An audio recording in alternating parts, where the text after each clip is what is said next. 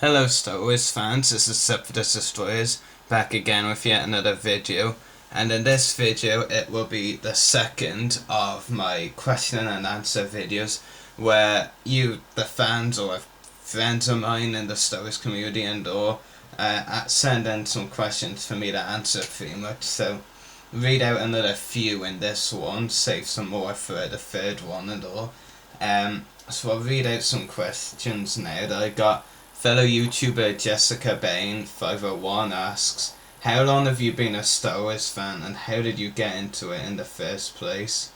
I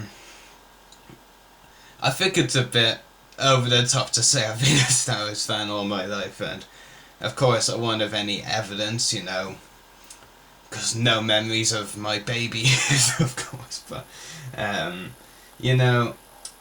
I would say either probably began with the original trilogy, like seen it on TV, because all of them had already aired by the time I was born in cinemas, or I went to see The Phantom Menace first, in cinemas, or maybe I didn't even go to those. Maybe the reason I like Revenge of the Sith so much is because that was the first one I actually went to see in cinemas, but I'm not really too sure. But yeah, I have been a Star Wars fan for a long time, definitely. Only really got involved with the Star Wars community, Star Wars fans and all, fellow Star Wars fans across the world a few years ago. It has been really fun hearing other people's opinions on the Star Wars saga, and also hearing that people think Empire is the top Star Wars film. The majority think that, because I do not. And it was also interesting to hear that there are people who don't like Jar Jar. In fact, the majority also on that. So it has been interesting to learn stuff when after becoming, involved in the Star Wars community. You do hear things that surprise you. Another question is asked by another YouTuber, Starwarsfantommy. How did you start collecting Star Wars? Now, I could answer this question in two ways. The first way would be, Starwarsfantommy sent me in several questions in one. This is just the first one. There are a few ways I could answer this. One is that I started getting Star Wars action figure when I was like a kid, when I used to play with them instead of displaying them like I have them now. And that would be that it was just several years ago really when I started collecting them to actually collect, not play with them. I won't say display, I've only got my display shelves, recently, several months ago, but you get the idea. I don't buy them to play with them, I bought them because I obviously like to buy them.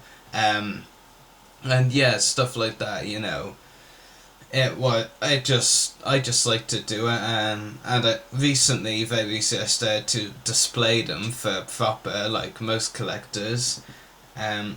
Which Star Wars movie did you see first is his second one, and it's pretty much the same answer I gave to Jessica's question.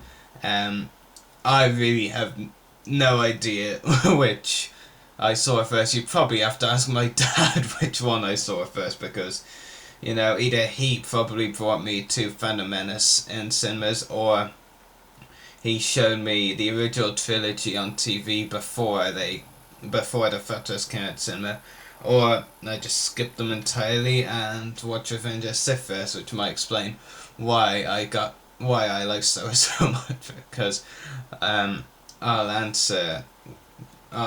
develop on that answer a bit more in a moment. And his last one from Starwarsfantommy is, what is your most prized possession? I don't have just one, truthfully. There are several. I really like the packaging of the spacesuit Obi-Wan that I got James Taylor to sign a few weeks ago, earlier this month. But that's a prized possession, of course, considering he's one of my favourite voice actors, and he voice acts for my favourite Star Wars character of all time, Obi-Wan Kenobi. I also really like the Phase 1 Commander Wolf figure for obvious reasons, if you know me well. there are a couple of other figures as well. I'd probably go with Darth Malik now as well, now that I know that he was pretty rare, because I never really realised that he was a rare figure, kind of, until recently when I started talking to some people and the community over the internet. And also, I'm a bit of a fan of the Macquarie concept Chewbacca figure I have. I think that was pretty cool. But yeah, there are several prized possessions I have. Not really that many in the Clone Wars line, really, because they're like the same characters but animated stuff for the most part, though I kind of actually enjoy that. Don't think I'm dissing the Clone Wars line off. But yeah, there are some pretty cool possessions. Another one maybe would be the voice changer clone trooper helmet that I have. That's pretty cool as well. Yeah, there's not just one. There is several, I would have to say. I don't really have a most prized possession, but if I had to pick just one of them, it would probably be a contest between Phase 1 Wolf and James L. Taylor's packaging, pretty much. I can't pick. I really don't know which one I'd pick. I'd probably lean a bit more towards the James L. Taylor signature, though. I can't even tap. I don't even know why at this moment in time. And the last question for this one is by yet another fellow YouTuber. Actually, they're all from YouTubers this time. And that's from ClonecommanderJack, and he asks, why do you like the Clone Wars more than the movies? And yes, you heard right. I actually do prefer the Clone Wars more, and not all of the movies. Just one of them beats the Clone Wars in my opinion. So, you know, and I will go into that more in a moment.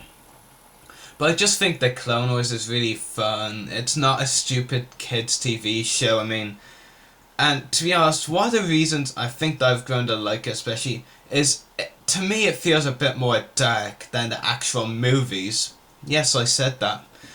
Because think about what we've seen on the TV show. We've had zombies, who can forget those hideous Night Sister zombies, a floating skull, which the movies did not give us all. I mean, Rift Townsend's flying skull, and you can never really forget moments like that on the TV show. I mean, really the most closest we got to a really horrific moment on the movies was either Luke chopping off Ponda Baba's arm, I believe, in A New Hope, or Luke again. Did I say Luke chopping off Ponda Baba's arm? No, Ben Kenobi or Obi-Wan.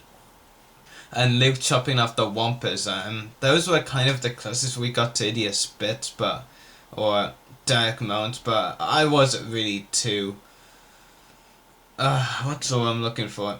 I wasn't affected by it, or shocked by it, that's the word. But Rift Townsend's skull did quite shock me, because I don't really think the show would have the balls to do something like that, seriously.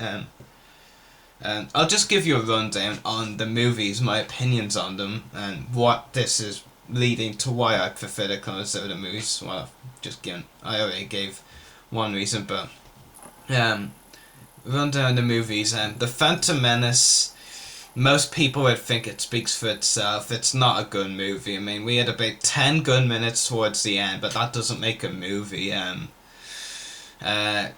Though, surprisingly, I can actually stand Jar Jar, except for his tongue-out scene, you know, when he's grabbing the food with his tongue, not his hands.